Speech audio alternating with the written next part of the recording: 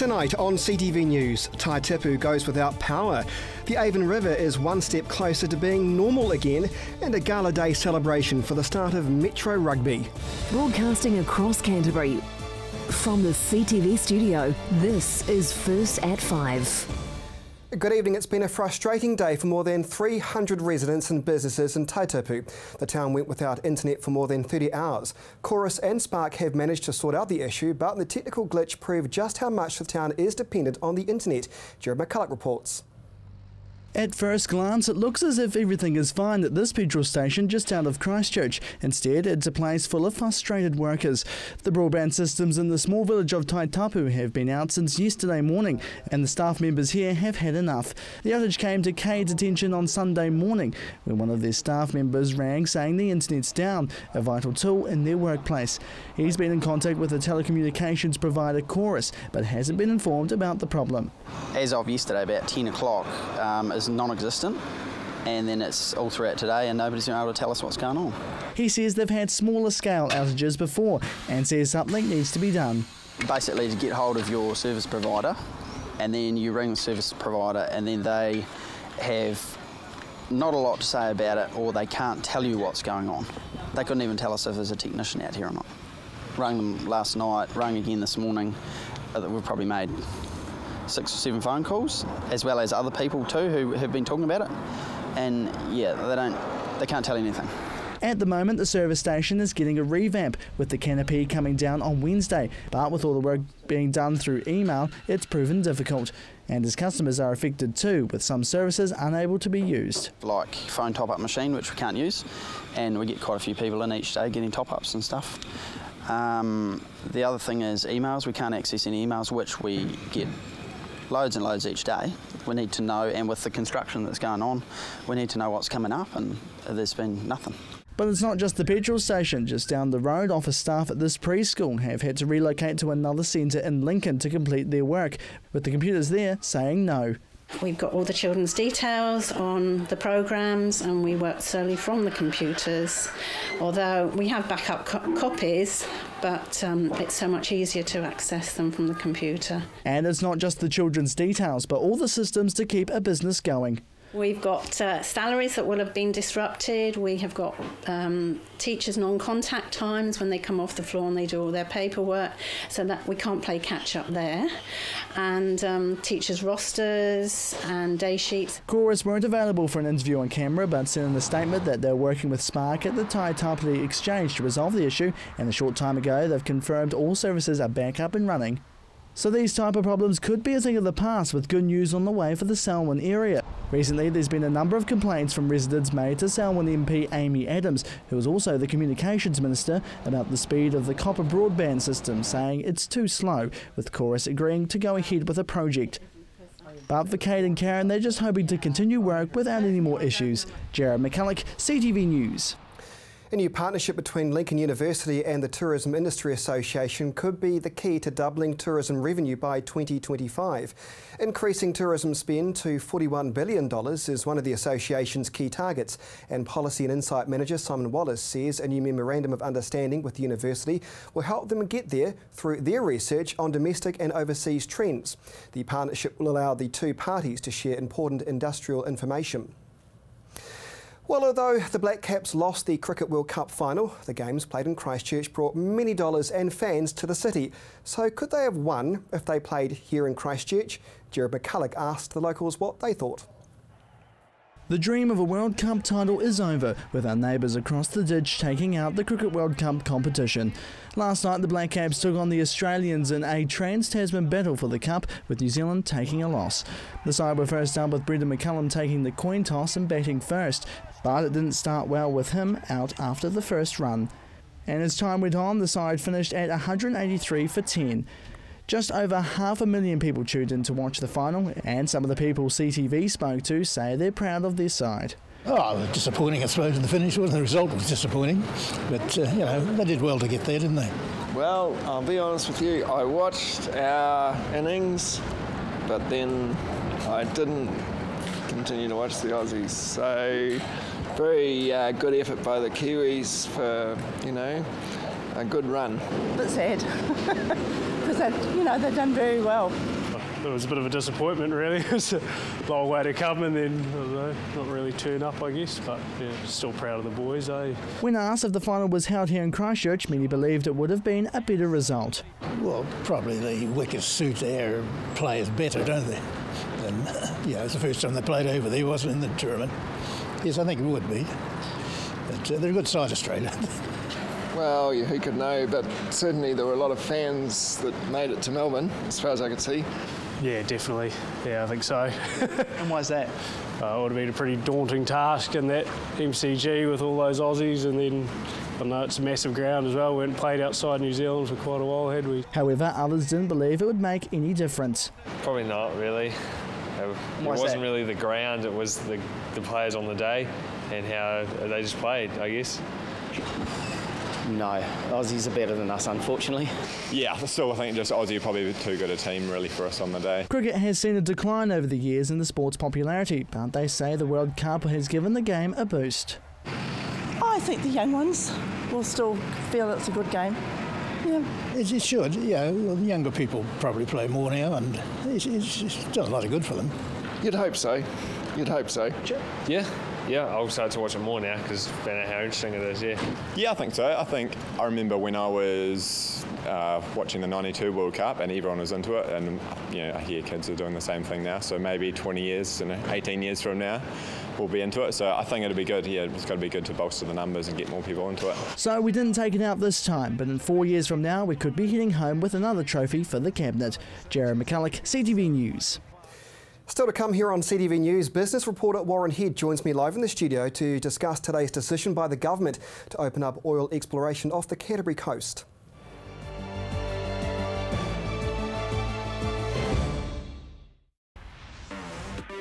With all the latest innovations in the world of technology, Shift has everything you need to stay informed and in the know. Shift, 2:15 on Monday, right here on CTV.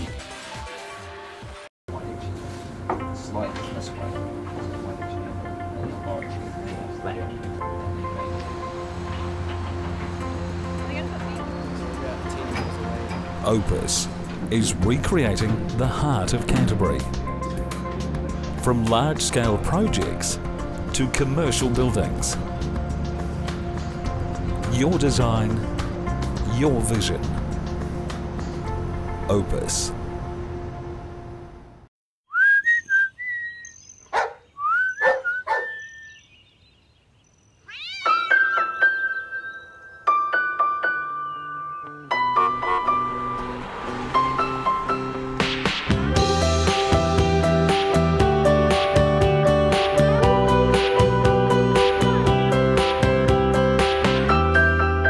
In your life.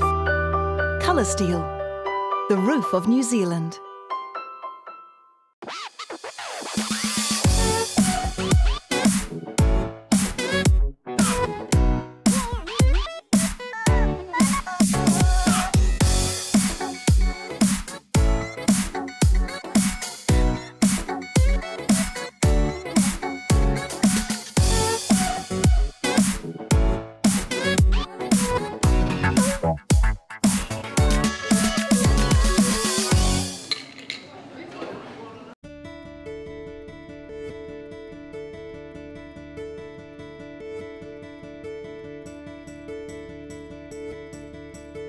Diversity. No deposit. Instant finance. Convenience. Open 7 days. Austin Motor Company. Drive It showcases the new arrivals to the motoring world, comparing and testing the latest models to discover which one is the best. Drive It, Sunday afternoons at 2:30, only on CTV.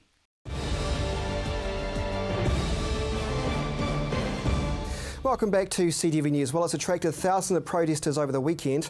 Now the government wants to open up more oil exploration, this time off the Canterbury coast. In fact, it seems to be just about everywhere. So what does this actually mean? Is it good for the economy or not? Well, joining me in the studio tonight is CTV News business commentator Warren Head. Good evening. Hi, Chris. Had a chat with the Greenies today, Warren. They're unimpressed, naturally. They're saying this is bad for the economy. This won't actually be anything great at all. What do you say? Well, it takes time, and I guess that some of the Greenies who might be protesting right now will be quite old before they see the end of anything that might be discovered. And so we won't really know. If we can ask them about 40 years' time, what would you say now about the contribution that an oil and gas discovery could make in any particular region of New Zealand? I wonder what they'd think in 40 years' time, because the proof is that in the one province that produces oil and gas, and that's Taranaki, it has made the most marvellous contribution to the local lifestyle, the local economy and the national economy. So this is just politics then, isn't it? It's just politicking, yes. Today the government announced, it seems like a massive block offer. Is this anything record high? I mean, it seems like they're allowing just about everything off the coast of New Zealand to be explored if businesses so choose. It is bigger because last year's one was a bit quieter and interest was up and down a little bit because petroleum prices were coming off at that time of the year. Just a little apprehension about where they were going to be. Now the petroleum price worldwide has settled, so people know what the economics are for drilling or looking. And let's get it in sequence. First of all, you have an idea there might be something to look for, and then the government throws a big area out and the oil companies come and have a look. And they may be interested in a very small patch of that, and then they get what's called an exploration licence. They go and look, and then after that they get a mining permit. Now somewhere in between there, all the environmental legislation clicks into place, and we've got very good environmental legislation now. And so by the time you actually get to a drill date, it might be some years distant from here. So in the meantime, technology is always catching up. So the areas are big, but they shrink. Explain to me the potential economic benefits then for oil exploration off the Canterbury coast, say for argument's sake, because Green MP Gareth Hughes today on News Talks to be saying there are no economic benefits to New Zealand. There's nothing much in it for New Zealand at all. Is this just politics, Warren Head? I guess if that was the case, there wouldn't be a government on earth that actually looks to do this. But right now, there are around about 4 or 5 countries out there with oil block offers as well. Some in developing countries, and all the developing countries have them on a renewal basis, so you extend and you grow further from that. But in terms of what they contribute, well, in terms of New Zealand at the moment, it's about $1 billion NZ dollars back to the national economy each year from oil and gas. There's around about 5,000 jobs in this area already. A lot of them are in Taranaki, and up there the district council it's as concerned as anybody about environmental protection law, and they've got a very rigorous regime with which the oil and gas industry has been able to live onshore and onshore. So it hasn't been a problem there. People should go and study what's happened in Taranaki. Any city council that's concerned, and our council is concerned, I believe, in these matters, they should hop a flight to New Plymouth and go and talk to that council up there. And they'll get the whole economic equation spelled out to them in great detail. In fact, only a few days ago, Venture Taranaki, which is the equivalent of the Chamber of Commerce economic arm up there, came out with a very big report on what it means to that economy. So it is good news then. Do you suspect that many of the international companies will take up the government's offer? Well, some of the big ones have come in already. Last year, 2 majors were given oil block concessions off the coast here. The one we're talking about, Canterbury, has been explored previously, but not very extensively, and then it extends down to Great South Basin. Now, that's very arduous terrain. By comparison, we don't look so difficult. So there should be a good degree of interest. Underlying that, of course, is the fact that it's not well known, so there's not a lot to actually sell off, if you like, in terms of thinking what's there to attract people. Taranaki and offshore is so well understood, there'd be a lot of interest in that. Onshore West Coast, where there's also an oil block offer, that'll attract some interest. Yes, I'd be surprised that there wasn't good interest. Good, strong interest. Good to hear, I guess. Warren Head from headliners.co.nz, nice to have you in the studio. Nice to talk, Chris. Well, a gala day kicked off the start of this year's Metro Rugby competition, and Gordon Finlater was there, of course, for the celebrations. The 2015 Hawkins Cup kicked off on Saturday with a gala day at Christchurch Park. The gala saw all 12 teams in the competition playing at the one venue for the first time in the competition's history.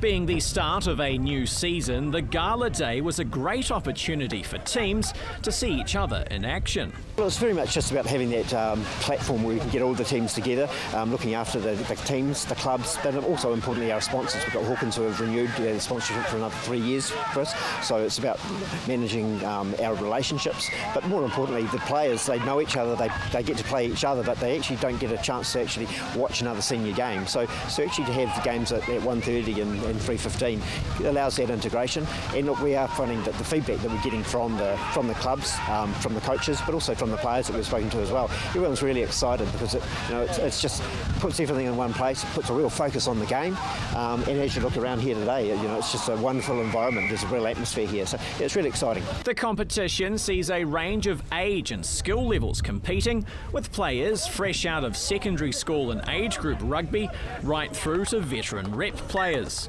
One name that needs no introduction is All Black lock Dominic Bird, who after missing out on the Crusaders' trip to South Africa was on club duties, turning out for his Lincoln University side.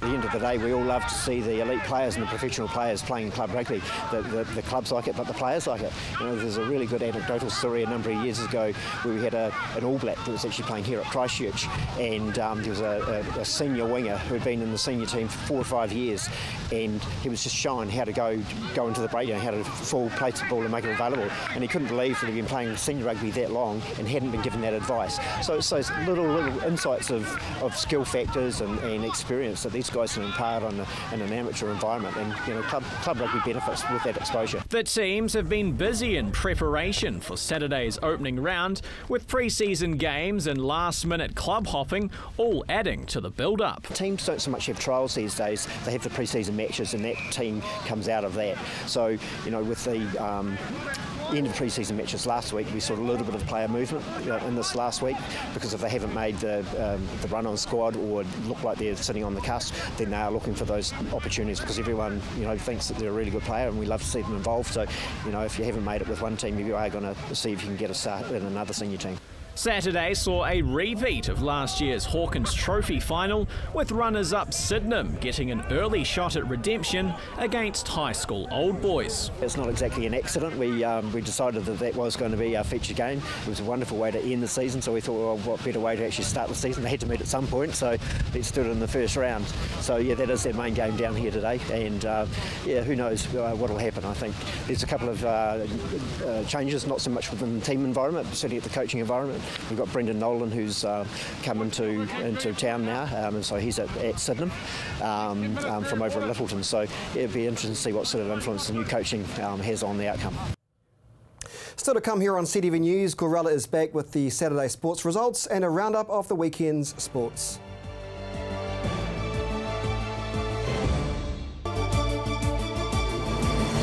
When you need to know what's happening in your region of Canterbury, join me, Chris Lynch, for CTV News First at 5, weeknights from 5, right here on your local channel, CTV.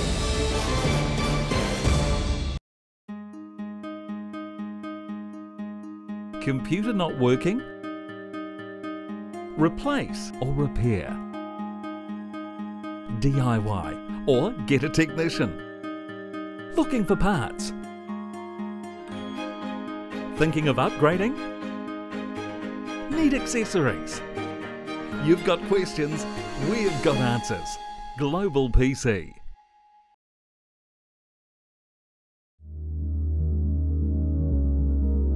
The preparation, the devotion, the fearlessness, the intensity. Runway model management. First impressions are everything.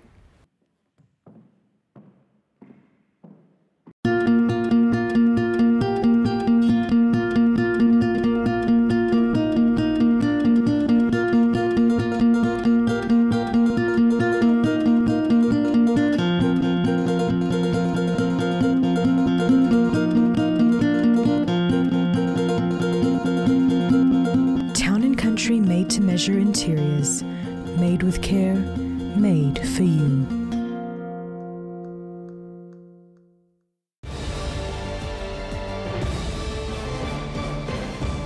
Welcome back to CTV News. Now here's Gordon again with the weekend sports roundup.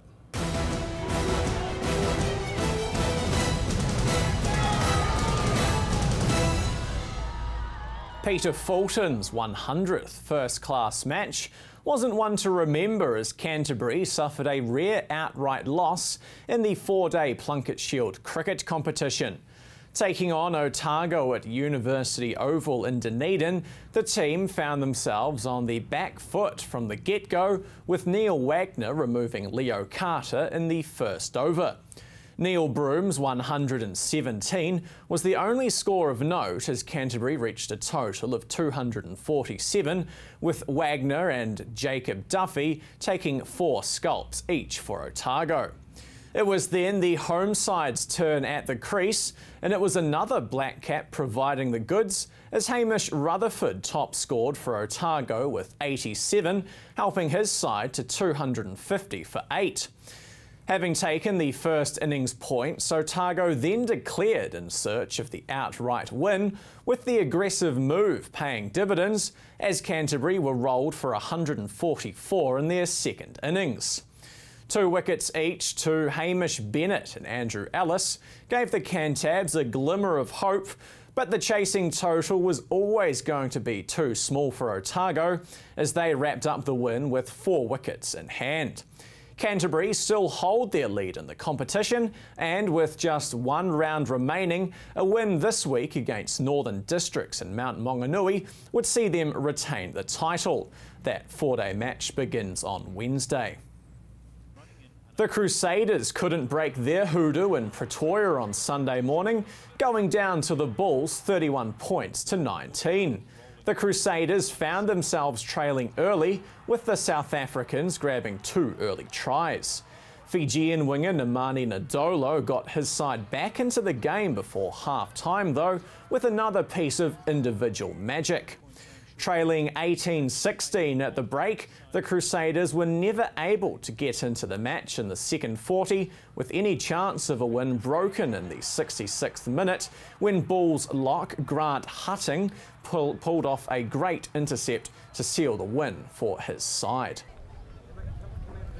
As reported earlier, Saturday saw the start of the Division 1 Metro Rugby competition with the first round of the Hawkins Cup at Christchurch Park.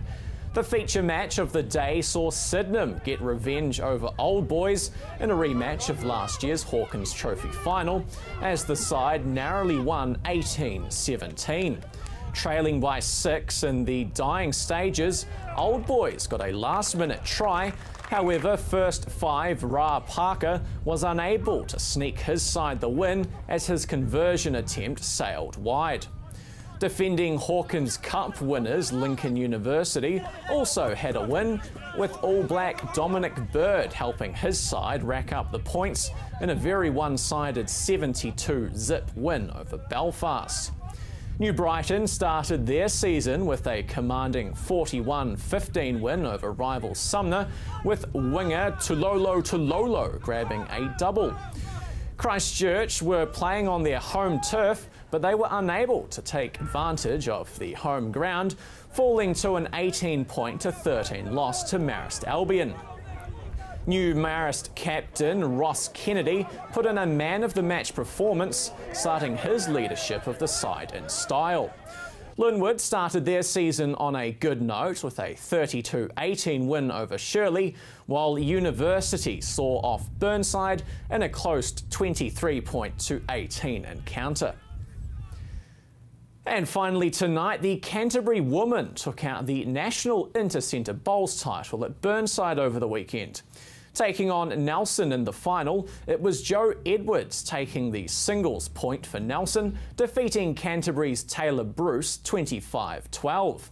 Mandy and Angela Boyd then evened things up with a win in the pairs before the Canterbury 4 took the title with a 17-11 win. The men's competition was taken out by Taranaki, with Canterbury being eliminated in the quarter-finals. You're up to date with the latest in local sport. I'm Gordon Findlater for CTV Sport.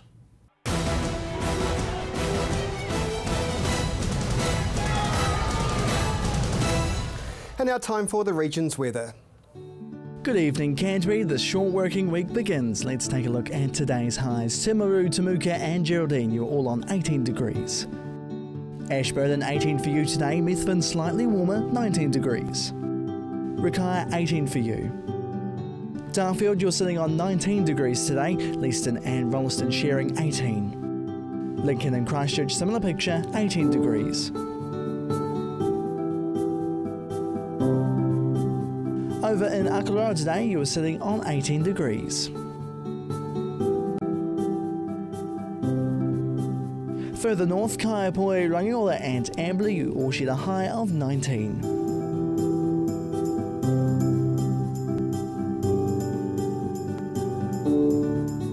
Culverden, Hamner Springs and Cheviot, the warmest places to be today in Canterbury on 21. Taking a look at tomorrow's temperatures now, Timaru, there'll be some morning cloud at first, but those sunny skies will appear during the day and with some northeasterly winds developing. Your overnight low is 8, tomorrow's high 19 degrees.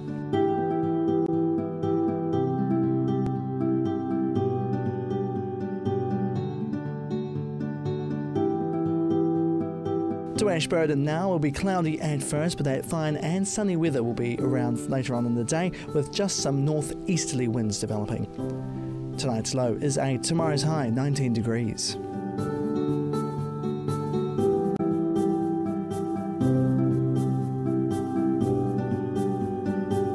To Christchurch City now, a fine Tuesday is in store for you with some sunshine later on in the day and just the usual northeasterly breezes. Tonight's low is 8, tomorrow's high 19 degrees.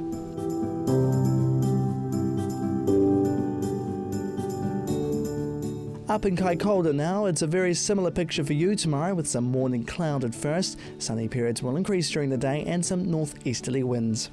Tonight's low is 8, tomorrow's high 19.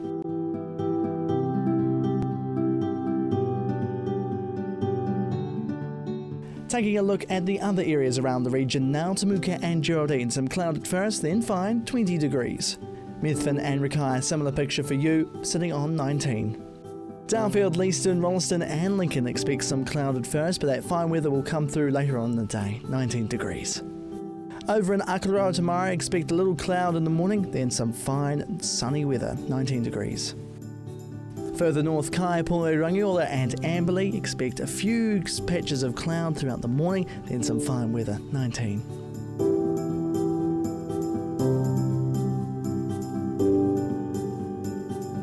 Culverden, Hamner Springs and Cheviot, similar picture for you also, except 20 degrees for you.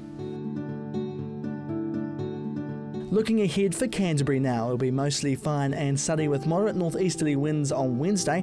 As for Thursday, it'll be much warmer with some high cloud increasing later on in the day with northwesterly winds. There should be a chance of some cool southwesterly winds changing by Thursday night.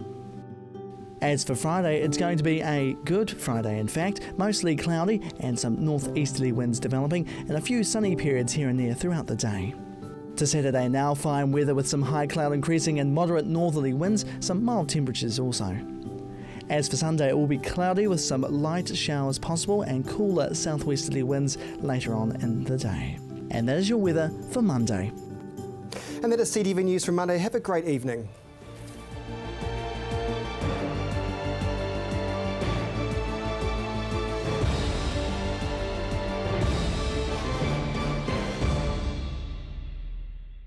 Supporting local content so you can see more of New Zealand on air.